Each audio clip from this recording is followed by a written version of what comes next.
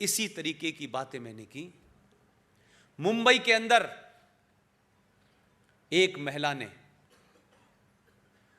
जो खुद वाल्मीकि समाज की है, इसको सुना सुना के उनको सुनाया जो सुनना नहीं चाहते थे, और खूब जोर जोर से सुनाया। उन्होंने कहा ये झूठ है, फलाना है, ढिमाका है। वो बहादुर महिला लड़ती रही, और एक दिन उसको मेरा फोन मिल गया। उन्होंने मुझे फोन किया और कहा कि बंधु, मैं आपको राखी बांधना चाहती हूं। न मैं उनको जानता था, न मुझे उनकी शक्ल पता थी, न उनकी बैकग्राउंड पता थी। मैंने उनसे कहा मेरा अगला कार्यक्रम मुंबई में फला दिन है, आप आ जाइएगा। मेरी 4 बहनें हैं, एक 5वीं हो जाएगी तो क्या फर्क पड़ जाएगा। वो आई, उन्होंने राखी बांधी सार्वजनिक तौर पे, और पूरे महाराष्ट्र में खास तौर से ये जय भीम और जय मीम के नारे लगाने वालों को तबीयत से एक्सपोज किया, गली गली मोहल्ले मोहल्ले एक्सपोज किया, तथ्यों के साथ किया। वो महिला आपके बीच में बैठी है और मुझे भाई मानती है।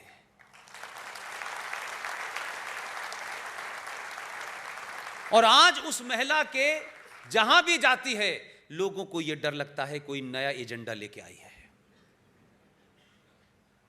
हां, नए एजेंडे हैं, अभी बहुत सारे हैं।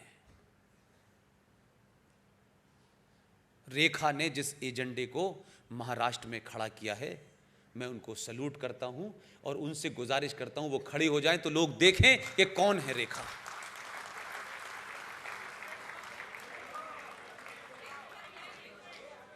ये हैं।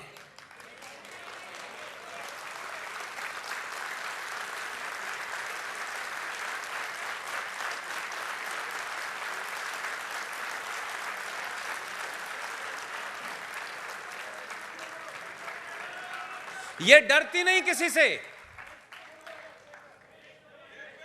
कमाल की बात यह है कि जब लोग इसको डराने आते हैं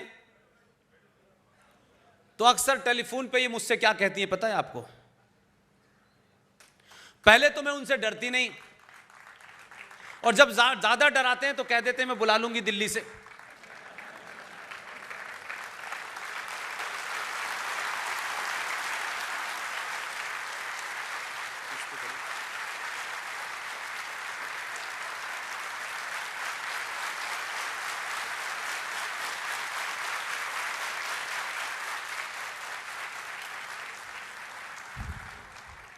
इसलिए हमारे बीच में बड़े सारे बहादुर हैं, उन्हें एहसास कराना है।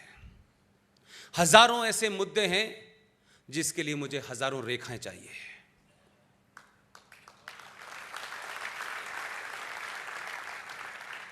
इसलिए बार बार मैं एक बात कहता हूं कि अगर आप बोल सकते हैं तो बोलिए, लिख के बता सकते हैं तो लिख के बताइए, और चिल्ला सकते हैं तो चिल्लाइए। और अगर ये तीनों काम भी नहीं कर सकते तो जो चिल्ला रहा है उसके साथ खड़े हो जाइए।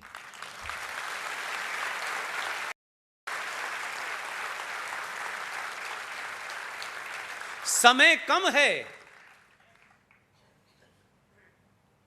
जो ताकतें पूरी ताकत के साथ जिस एजेंडे के तहत पाकिस्तान बना था, जिस एजेंडे के तहत बांग्लादेश बना था, आज वो ताकतें भारत के अंदर भारत के आइडिया ऑफ इंडिया को चैलेंज कर रहे हैं। ये नारा ऐसे ही नहीं अलीगढ़ मुस्लिम विश्वविद्यालय में चलता था, लड़के लिया है पाकिस्तान, हंस के लेंगे हिंदुस्तान। आज वो ताकतें वही भाषा बोल रही हैं जो 1946 में जिन्ना कहा करता था डायरेक्ट एक्शन। ये डायरेक्ट एक्शन हुआ, हमारे देश में कोई फर्क नहीं पता चला। कश्मीर में इतना बड़ा अन्याय हो रहा था, हमारा देश सो रहा था। कभी चर्चा नहीं की। सरकारें आती नहीं आती, करती नहीं करती, ये अलग बात है, लेकिन आम आदमी के बीच में ये चर्चाएं तो उठनी चाहिए थी। इसलिए मैं कल प्रेस कॉन्फ्रेंस में भी था आपके यहां। क्या आप सोच सकते हैं भारत में, आजाद भारत में, दिल्ली जैसी जगह जहां इतना वाइब्रेंट समाज है, हर बात पे चर्चा करता है, दिल्ली यूनिवर्सिटी के एक कॉलेज के बीए पास 1 के कोर्स में 10 साल से यह पढ़ाया जा रहा था कि सीता जी रावण की छींक से पैदा हुई है। यह तो बहुत छोटी बात है। यह भी उसमें पढ़ाया जा रहा था कि सीता माता के लक्ष्मण से अनैतिक संबंध थे। यह दिल्ली में बीए पास 1 के कोर्स में ऑथराइज होकर पढ़ाया जा रहा था, लेकिन देश को इसकी चिंता नहीं थी, कोई बोला नहीं। उस 10 सालों में हजारों हिंदू परिवार के बच्चे उस बीए पास 1 के कोर्स से निकले, लेकिन आपका घर और आपके समाज में ऐसी शिक्षा दी गई है कि अगर आपके पूर्वजों को, अगर आपके फेथ को, आपके आइडियल्स को भी अगर कोई बुरी बात कहता था तो आप रिएक्ट नहीं करते थे। इसलिए बहुत सारी ताकतों को लगता था इस समाज को कुछ भी करो, यह समाज सोया हुआ है।